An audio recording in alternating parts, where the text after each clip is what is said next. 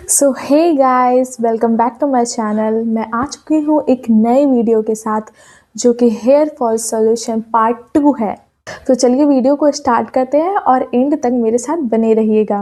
अगर आपने इस वीडियो का पहला पार्ट नहीं देखा है तो लिंक इन द डिस्क्रिप्शन जाके अभी देखो। उसमें मैंने बहुत सारे हेयर फॉल टॉपिक के बारे में बताया है कि किस कारण की वजह से हेयर फॉल्स होते हैं, और इस वीडियो में हम हेयर फॉल सॉल्यूशन के बारे में बात करेंगे कि हेयर फॉल को कैसे रोका जा सकता है।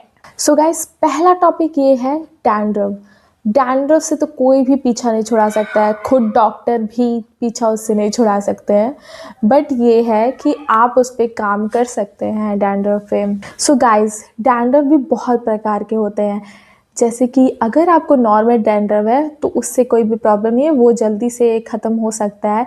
लेकिन अगर आपको बहुत थिक डैंड्रफ है आपके स्कल्स पे तो मैं डेफिनेटली रेकमेंड करूँगी कि आप डॉक्टर के पास ज़रूर जाएं दिखाने के लिए, क्योंकि इसमें कोई होम रेमेडी काम नहीं आएगा।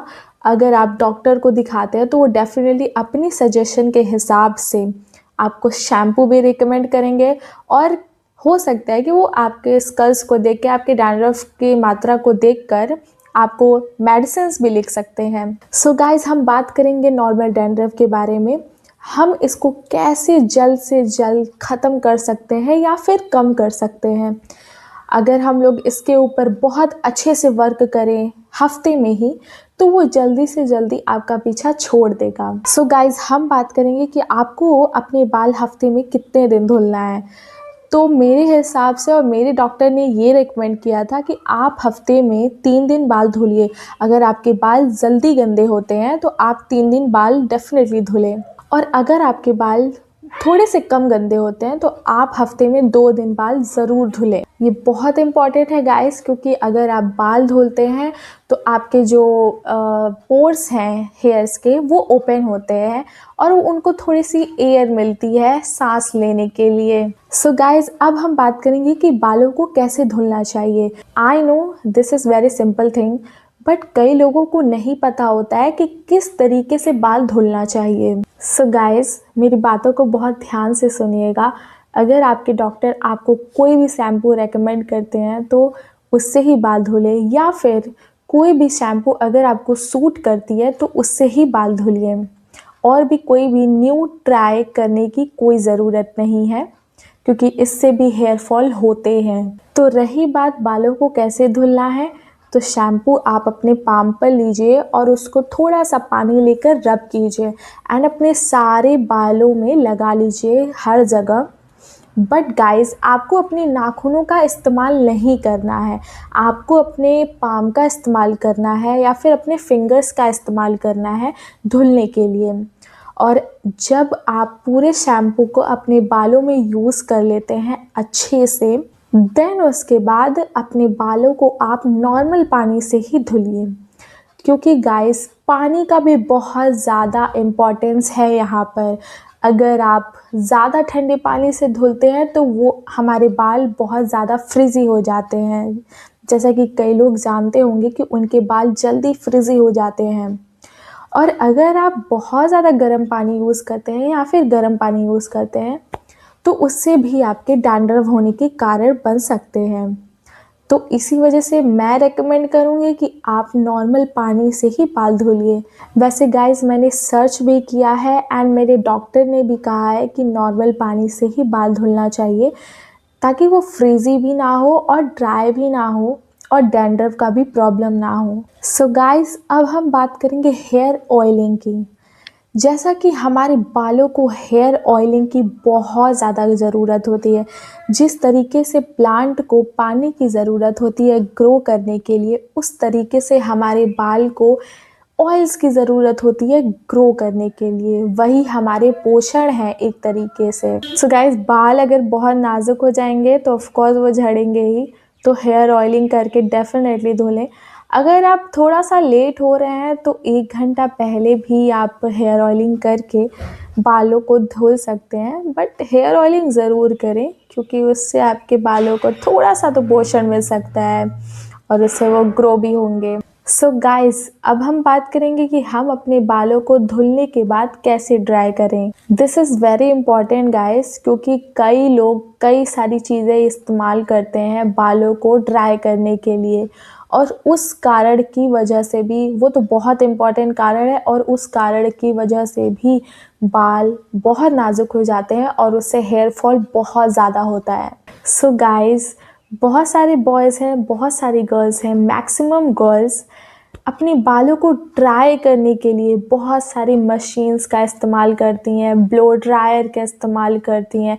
अभी तो काफ़ी सारा मार्केट्स में आ गया है बालों को ड्राई करने के लिए।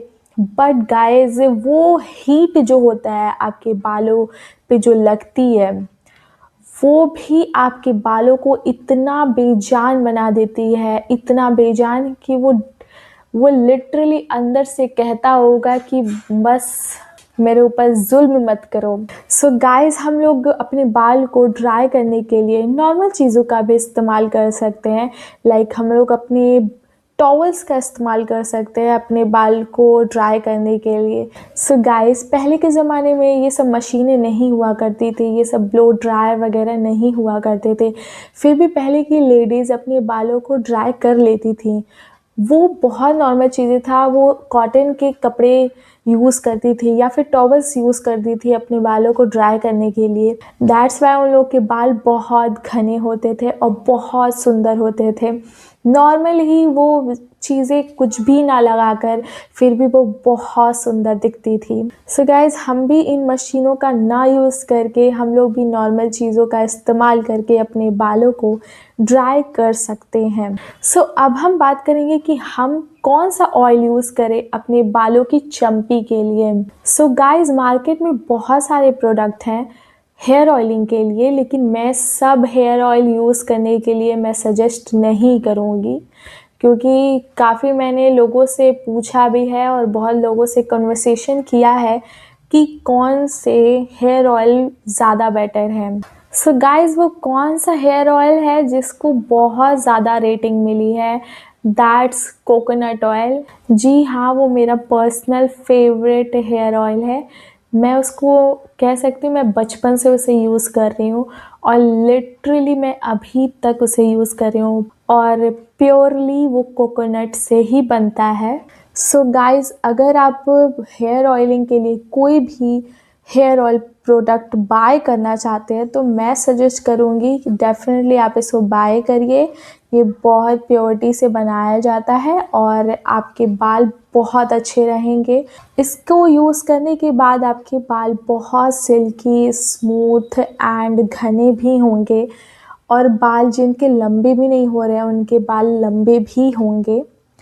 सो आप एक तरीके से ये होम रेमेडी भी है, तो आप डेफ़िनेटली इसको यूज़ करिए, और अगर आप नहीं यूज़ करते हैं तो। एंड गाइज़, मैं किस शैम्पू से बाल धुलती हूँ, मैंने पुराने वीडियो में आपसे बोला था कि मैं आपको शैम्पू ज़रूर दिखाऊंगी और सजेशन ज़रूर दूंगी कि कौन सा शैम्पू डॉक्टर ने मुझे सजेस्ट किया था।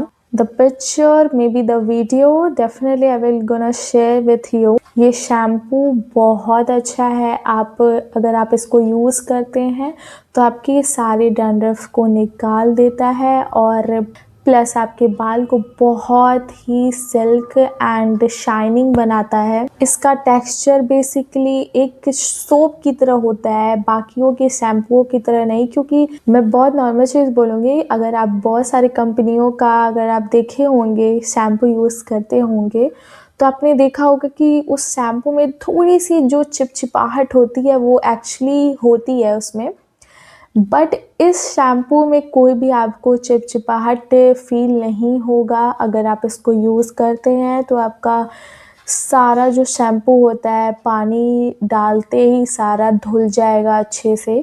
किसी मेडिकल स्टोर में ये डेफिनेटली आपको मिल जाएगा। सो अब गाइस, मेरे बातों को बहुत ध्यान से और इस बातों को बहुत गौर करिएगा अगर आप अपने बालों को झड़ने से रोकना चाहते हैं तो। सो गाइस, जाने से पहले लाइक, शेयर एंड कमेंट ज़रूर करिएगा कि कौन सा पार्ट आपको ज़्यादा पसंद आया। अगर आपको कोई सा भी क्वेश्चन है तो आप कमेंट में पूछ सकते हैं। सो गाइस, अगर आप इस चैनल पे नए हैं तो मेरे चैनल को सब्सक्राइब ज़रूर करिएगा ऐसी और वीडियो देखने के लिए और अपने आप को और इम्प्रूव करने के लिए। तो मिलते हैं नेक्स्ट वीडियो में, तब तक के लिए take care, bye bye, love you all.